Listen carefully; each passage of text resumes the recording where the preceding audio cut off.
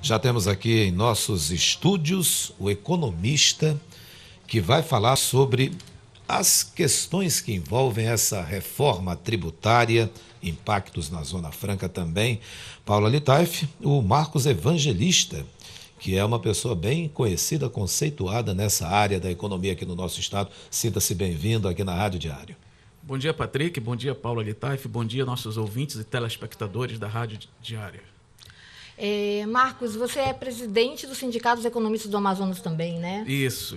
E atua aí nessa área de elaboração de projetos para implantação de empresas no Polo Industrial de Manaus. Eu queria que você pudesse explicar para a gente, inclusive de uma forma muito didática, que tipo de consequência a reforma tributária ela pode gerar não só para a Zona Franca de Manaus, e aí a gente vai sair também um pouco do Amazonas, mas também para o restante do país, principalmente na área das regiões Norte e Nordeste. Veja bem, Paula, para a gente entender, precisamos pensar por que as indústrias estão aqui instaladas no Polo Industrial de Manaus, né? Uma vez que nós temos aqui um isolamento geográfico, né? E o que justifica essas empresas saírem próximo do Polo Consumidor, que é Sul e Sudeste, e virem aqui para o extremo Norte? Justamente o tratamento tributário diferenciado, Patrick. Por exemplo, o Polo de Duas Rodas que está concentrado aqui em Manaus.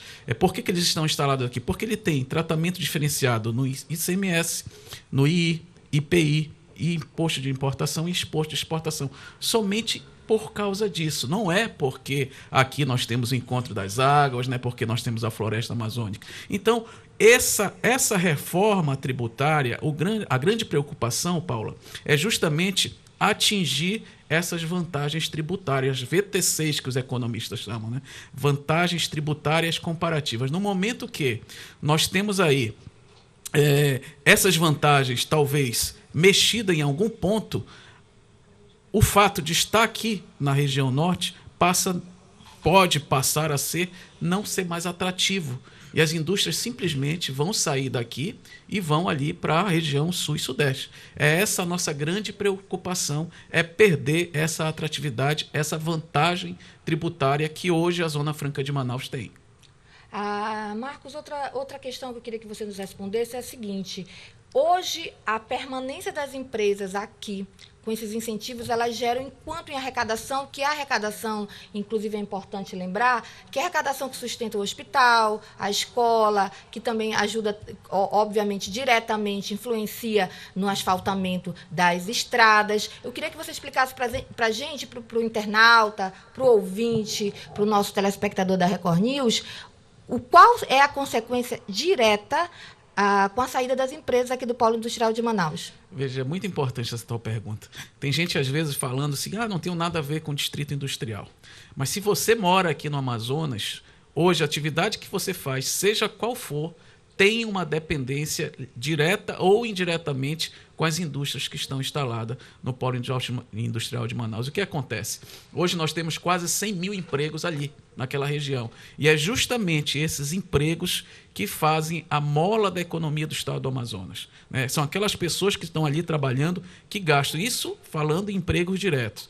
Os indiretos também estão ligados. Ou seja, hoje a arrecadação do estado do Amazonas, se nós perdemos as indústrias, nós estamos aí na bancarrota. Nós não temos aí uma outra saída. Por isso que, quer queira ou não, você achando ou não, você tem, assim, uma ligação com o distrito industrial. É muito importante nós vestirmos a camisa em defesa da Zona Franca de Manaus. Por quê? Porque a arrecadação do Estado, a maior parte dela está ligada ali naquelas indústrias que estão trabalhando ali no Polo Industrial de Manaus. Agora são 7h41. Como é que o senhor vê a classe política envolvida nisso? Porque, de um lado, a gente vê quando tem processo eleitoral, aí começam a brigar, né? Eu sou o defensor da Zona Franca, isso antes do atual governo e dessa reforma tributária. Era a moeda de troca mesmo lá para campanhas eleitorais. Eu gostaria que o senhor, que é de um segmento importante, falasse como é que o senhor vê a classe política. Veja, hoje nós não podemos aí separar política de economia. né? No momento que há algum balanço na política, acaba afetando. E esse tema, como você bem falou, Patrick, é tema de campanha, né? Pessoas vestem camisa, só que isso não tem que ser visto apenas durante a campanha. Hoje o nosso principal trunfo, eu acredito, que é realmente a floresta amazônica. Graças aí às indústrias que estão instaladas, graças ao efeito esponja, que elas acabam trazendo as pessoas do interior para a capital em busca de emprego, é que há essa manutenção da floresta em pé. E o que acontece? Nós temos uma bancada estadual, bancada federal e o próprio governo do estado, que quer queira ou não, eles têm que defender isso, porque hoje a economia, como eu já falei, sem o distrito não existe. O que acontece? Nós temos aí uma insegurança jurídica ainda permanente, né, que já vem aí de vários anos. De vez em quando você liga e você vê uma notícia de um ataque à Zona Franca de Manaus. Então nós precisamos que os nossos políticos estejam atentos e vigilantes o tempo todo, né? As entidades de classe já fazem um excelente trabalho, a Federação das Indústrias, Centro das Indústrias, né, e outras entidades fazem o trabalho de casa em defesa, mas os políticos precisam deixar a questão do voto de lado e realmente defender com vontade o Polo Industrial de Manaus. O deputado estadual Serafim Correia, que é economista, ele está ao telefone aqui da Rádio Diário. Bom dia, deputado Serafim Correia. Bom dia aos amigos da Rádio Diário, meus cumprimentos a todos vocês e aos milhares de ouvintes. Oi, deputada, aqui é Paula Litaif. O senhor está acompanhando aqui o economista Marcos Evangelista, falando a respeito da reforma tributária e as consequências para o polo industrial. E ele falou a respeito do turismo, né? Eu queria saber do senhor, o senhor que vem acompanhando a tramitação da reforma, desde quando houve aí os primeiros projetos de leis apresentados, e agora a gente sabe que vai haver um projeto exclusivo do governo a partir do ano que vem. Hoje, como o senhor avalia a criação de novas matrizes econômicas em substituição ao polo industrial? O senhor acredita que em 2 anos a gente consegue aí obter a mesma arrecadação do PIN? Não, olha só, o modelo Zona Franca de Manaus será necessário para nós durante muitos e muitos anos. O turismo, ele vai gerar ISS, ele vai gerar um outro tipo de arrecadação, ele não vai gerar arrecadação de ICMS. Então, além do que, o turismo é uma economia criativa, que na maioria das vezes termina tendo baixa tributação. Esse é um dos problemas que nós vamos ter que enfrentar. Agora, nós, amazonenses, precisamos começar a explorar essas novas fontes, essas novas matrizes, e o turismo é uma delas. Mas o turismo é um conjunto de fatores. Vejam, por exemplo, Portugal. Portugal tem 10 milhões de habitantes e recebe 20 milhões de turistas estrangeiros por ano. Por quê? Porque eles se prepararam para o turismo ao longo de 50 anos, coisas que nós não fizemos e que são elementares, tipo o motorista de táxi ou de Uber falar mais de uma língua, no restaurante o garçom falar mais de uma língua, a cidade estar limpa, a cidade ter segurança, os pontos turísticos da cidade estarem mapeados e despertando a atenção e chamando a atenção do turista. Por exemplo, o ponto mais belo no aspecto da natureza de Manaus é o Encontro das Águas. Eu, quando passei pela prefeitura, deixei o projeto do Oscar Niemeyer. Quer dizer, se eu juntar o projeto do Oscar Niemeyer com aquele local lá do Ponto das Lajes, e você olhar a 80 metros de altura o Encontro das Águas, aquilo é uma beleza natural que não custa nada. É você ter a estrada e você fazer a obra. Aquilo ali seria o mínimo. Em 2011, a Prefeitura repassou o projeto do Governo do Estado para que o Governo do Estado pudesse fazer aquilo já como uma atração para a Copa do Mundo. Ocorre que aí entrou o IPHAN, e quando entra o IPHAN, nada anda. E o resultado foi que a obra não foi feita, que ela já poderia estar feita, já poderia estar rendendo frutos.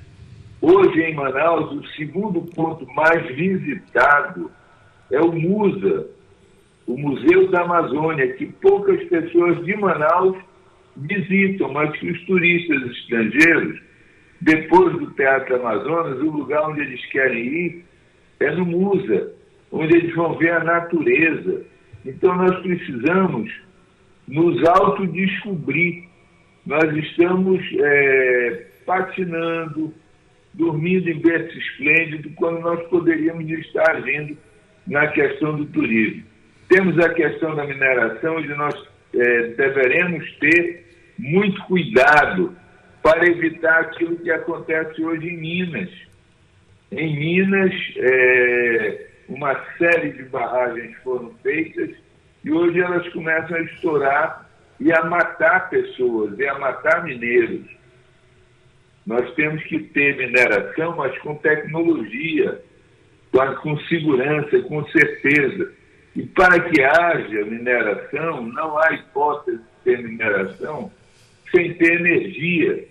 Por exemplo, a mineração da silvinita em Altaz precisa um abaixamento da União de Tucuruí em Itacoatiara e um cabo aquático de 120 quilômetros. Isso custa quanto? Isso custa muito dinheiro. Quem se dispõe a fazer esse investimento? Ninguém, teria que ser o poder público a fazer. E aí, nesse momento, o poder público está saindo da área de investimento na energia elétrica. Quer dizer, nós temos a contradição total. Na hora que mais era preciso o braço do governo, o governo se retira do cenário. É assim que eu vejo a situação. Obrigada, deputado, aí pelas suas informações. Muito obrigado, Paulo, e disponha sempre. Está aí o deputado estadual Serafim Corrêa, dos assuntos que ele colocou sobre essa situação. Primeiro, que o turismo, ele relatou que quando se queria fazer alguma coisa lá atrás, quando ele era inclusive prefeito, ele citou a seguinte frase: quando entra o IPHAN, nada anda.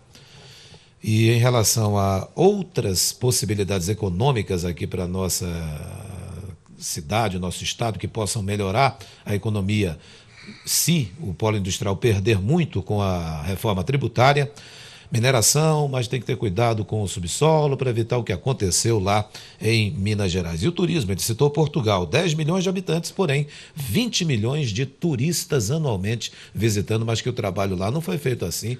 Durou 50 anos. Durou 50 anos para chegar onde chegou. Agora, Marcos, assim, para você poder fazer um comentário rápido aí sobre o que o deputado Serafim Corrêa falou.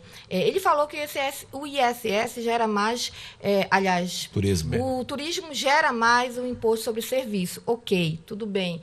O que se vê na internet é que as pessoas acreditam que deva haver rapidamente essa substituição aí de matriz econômica do polo industrial de Manaus, já indo para um turismo, ecoturismo, já indo aí para a mineração, e não é tão fácil assim. Isso não é em 2 anos, não é, Marcos? Não vai acontecer isso, não. Isso é uma coisa a longo prazo, né? Precisa primeiro de vontade política, fomento, né? E mesmo porque é um trabalho de base. Nós temos aí um problema na infraestrutura do Amazonas muito grande, né? Não estamos falando só de distrito. O Estado mesmo precisa melhorar muita coisa, né, para você trabalhar, pensar em substituir uma matriz econômica pelo turismo. Quais seriam essas melhorias urgentes para o Estado fazer?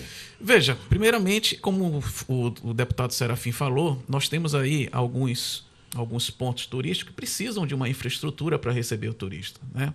Eu sei que você é uma pessoa viajada, você sabe que, por exemplo, Fortaleza, você tem pontos turísticos com toda a infraestrutura para receber o turismo, começando pelo aeroporto, né? Você às vezes chega em determinadas épocas em Fortaleza que tem todo um receptivo a partir do aeroporto. Você vê isso em Manaus? Não tem, né? Então tem muita coisa que precisa ser trabalhada e isso não vai acontecer a curto prazo, Paulo. Então, assim, nós temos aí o polo de mineração como o Serafim falou, nós temos aí potencialidades, nós temos a parte naval, nós temos a biodiversidade para ser desenvolvida, mas tudo isso requer tempo, requer infraestrutura, requer dinheiro, e isso não vai acontecer da noite para o dia. 2 importantes hotéis aqui da nossa cidade, bem mais atrás o Ariaú, fechou as portas. O Tropical Hotel, mais recentemente, também não está funcionando, dívidas.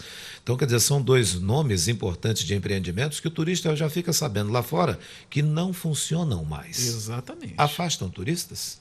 Lógico que afasta, né? O Ariaú já participou até de filmes internacionais aí. Hoje você passa lá, chega, faz pena, né? Tem torres que já foram para debaixo d'água em função do cupim, né? Triste foi ver que não houve aí nenhum tipo de ação, seja inclusive até do próprio poder público, ou pelo menos de outras instituições, de tentar rever o Ariaú, né? Exatamente. Tropical Hotel já foi um ícone, né? Quem não foi aí, nós aqui, numa boate do Tropical, todo aquele glamour, hoje está abandonado, né? Sem pagar energia há tantos anos. Porque houve, inclusive, especialistas falando a respeito disso, Marcos, de que no caso do Ariaú, Tropical, não que o governo vai ter que meter o dinheiro do contribuinte, mas aí criar ações, criar maneiras, buscar investidores para manter, né? Porque, querendo ou não, era um atrativo para o nosso turismo também. É lógico, veja bem, o investidor ele não vai colocar o dinheiro a risco. Então, se há um presságio de que o turismo do Amazonas ainda precisa ser desenvolvido, ele não vai colocar dinheiro ali à toa, né? Mesmo porque nós estamos falando de investimentos bilionários, além da por exemplo, Tropical Hotel, além da infraestrutura, tem todo um passivo trabalhista de energia, ou seja, ali precisa de muitos milhões para reerguer. A gente não sabe se realmente, né, falam que vai ter um novo dono em breve, mas a gente não sabe se isso vai acontecer. O que acontece é o seguinte: turismo realmente é uma potencialidade. Por exemplo, mês passado, tinha um cliente meu que tentou vir para Manaus e não conseguiu vaga em hotel. Por quê? Por causa da pesca. E nós aqui não estamos sabendo. Eu simplesmente fiquei surpreso. Eu mesmo liguei para 2 hotéis para confirmar e realmente não consegui vaga. Ou seja, nós temos potencialidades acontecendo aí no silêncio, mas que poderiam estar sendo divulgadas com mais afinco. Para quê? Para chamar cada vez mais turista para a nossa região. Paula, a gente, com a produção, está ligando para o deputado federal Marcelo Ramos, para ele participar também desse debate, mas até o momento o telefone dele só dá caixa postal. São agora 7h54. Marcos Evangelista, nós íamos perguntar aí para o deputado Marcelo Ramos como é que está a tramitação e a avaliação dos projetos de leis que vão resultar aí na reforma tributária. Existem diferentes propostas, eu não sei se você tem acompanhado isso, que é uma coisa muito mais de política, legislativa, mas tem a PEC 45 aí, que é redigida, inclusive, pelo diretor do Centro de Cidadania Fiscal, que ela vem sido defendida, inclusive, pelo Rodrigo Maia. Agora, Marcos, o que nos chama a atenção é o seguinte, e aí eu posso aqui te adiantar, é que nessa PEC, especificamente, ela simplifica o sistema tributário nacional pela unificação de tributos sobre o consumo. Aí o texto extingue aí 3 impostos federais, que é o IPI, PIS e COFINS. Ele extingue, ou seja, acaba. E no caso da Zona Franca de Manaus, existe uma redução de 88%. Eu queria que tu pudesse explicar de uma forma bem didática aí para o nosso internauta, para o nosso telespectador e também o nosso ouvinte da Rádio Diário, o que diferencia essa reforma para o que hoje é na Zona Franca de Manaus? Aí é que está o cerne da questão. A nossa preocupação está exatamente nesse ponto. Veja bem, para uma indústria vir para cá, nós precisamos fazer 3 projetos de incentivos fiscais. Um na esfera estadual, que é para reduzir o ICMS, na federal, na SUFRAMA, que são os impostos federais, e na SUDAM, que é também o imposto de renda à pessoa jurídica. Cada um tem uma alíquota de redução de acordo com o tipo de produto que a indústria vai fabricar aqui na Zona Franca de Manaus. Quando se fala em imposto único, essas PECs todas que estão sendo trabalhadas, e no momento que há uma possível redução dessas vantagens, nós sabemos, como eu falei no início de hoje, que algumas indústrias podem deixar de ver vantagem na Zona Franca de Manaus, como aconteceu com o Polo Concentrado. Não sei se vocês recordam, nós tivemos aí uma redução do IPI, né, do crédito do IPI. Sim. Quando ocorreu essa redução, o que acontece? O que aconteceu? De primeira, nós perdemos logo a Pepsi, né? Então, a Pepsi já saiu, Isso ano passado. Sim. E esse ano, algumas indústrias de concentrados também já estão deixando a Zona Franca de Manaus. Então, se correr o risco de uma PEC dessa for aprovada e atingir um desses itens dos impostos que nós temos isenções tributárias, a nossa preocupação é de um efeito cascata. Ou seja, hoje nós perdemos já praticamente o polo de concentrados, nós podemos aí, Deus o livre, né, bater aqui na mesa outros segmentos como componentes, eletroeletrônica e por aí vai. Então, essa PEC que o deputado federal Marcelo Ramos está defendendo, é isso? Né? Não é ele que tá. Eu queria que ele pudesse comentar como representante da bancada. Na verdade, é o Baleia Rossi de São Paulo, que foi o que apresentou a proposta. Pois é, então, no caso, ele, como bancada do Amazonas, tem que ficar atento a isso. No momento, por exemplo, de um imposto de importação, que hoje nós temos isenção, que é justamente as empresas que compram os componentes de fora e tem isenção para trazê-los para cá via Zona Franca de Manaus. É atingido? Tu acha que uma Moto Honda da vida ou uma Samsung vai estar aqui no Amazonas? Né, onde ela tem que escoar a produção apenas por duas maneiras. No caso, Samsung, apenas uma maneira, que é aéreo, caríssimo. Caríssimo, verdade. Né? Você acha que ela vai continuar aqui? Marcos, interessante é que, só para a gente tentar finalizar aqui o teu raciocínio, você falou que ano passado uma empresa de bebidas saiu do polo industrial. Toda essa insegurança jurídica, isso foi tema, Patrick, da nossa coluna Claro e Escuro de domingo, toda essa insegurança jurídica, ela reprime, inclusive, a expansão de projetos, ou seja, a criação, vamos tentar traduzir isso para o trabalhador, a criação de novos postos de trabalho, não é isso? Logicamente, está diretamente ligado. Uma vez que o investidor sente que não vale a pena, ou pensa, vou esperar para ver o que vai acontecer, a aprovação ou não dessas PEC, ele justamente suspende o investimento. Não tendo investimento, não temos novas fábricas. Não tendo novas fábricas, não temos novos postos de trabalho. E não é só isso, né? Algumas empresas, algumas indústrias, na época do auge da crise, recuaram algumas linhas de produção. Então, essas fábricas elas estão funcionando, muitas vezes apenas com 50% da sua capacidade produtiva, aguardando o futuro. Quando a diretoria, que não fica aqui, multinacional, sente que ainda não tem uma certeza, uma segurança, não faz esse investimento, os postos de trabalho não são gerados. Marcos Evangelista, muito obrigado por sua participação, sua fala, esclarecimentos em relação a esse assunto. A gente fica até pensativo, assim, meu Deus do céu, que situação está de novo o polo industrial de Manaus. Mas eu quero te agradecer também, nós aqui te agradecemos pela presença aqui na Rádio Diário. Muito obrigado. Obrigado, Patrick, até a próxima. Muito obrigado pelo convite, Paula.